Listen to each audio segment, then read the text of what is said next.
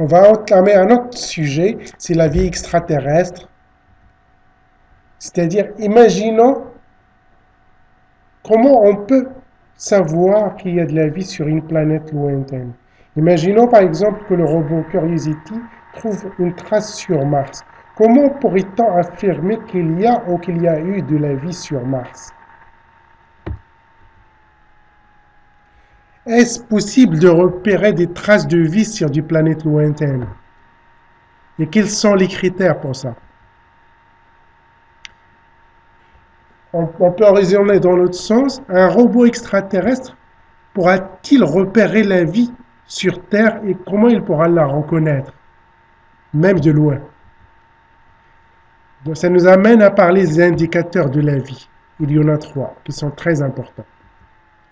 D'abord la chlorophylle. Pourquoi la chlorophylle?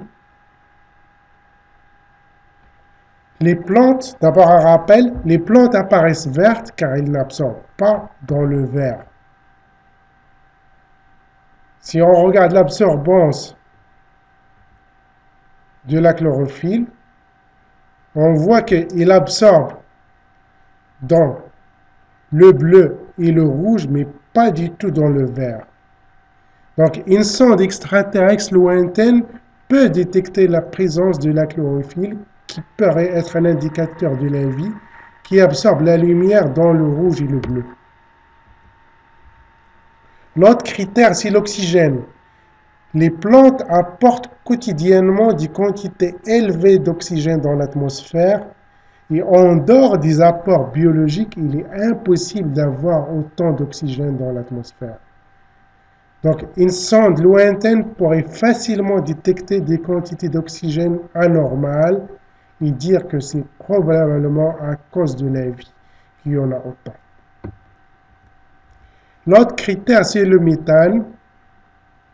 En dehors de tout processus biologique, le méthane disparaît rapidement selon la réaction. Il réagit avec l'oxygène pour donner du CO2, du gaz carbonique et de l'eau. Il y a plusieurs processus biologiques qui alimentent en méthane la terre, par exemple. Il y a la pétrification, il y a les ruminants, genre les vaches et ce genre de choses. Puis il y a les bactéries qui font qu'il y a beaucoup de CH4, de méthane dans l'atmosphère de notre planète. Ce qui pourrait être la même chose dans d'autres planètes. Donc, par exemple, sur Mars, on cherche à détecter la présence de méthane aussi.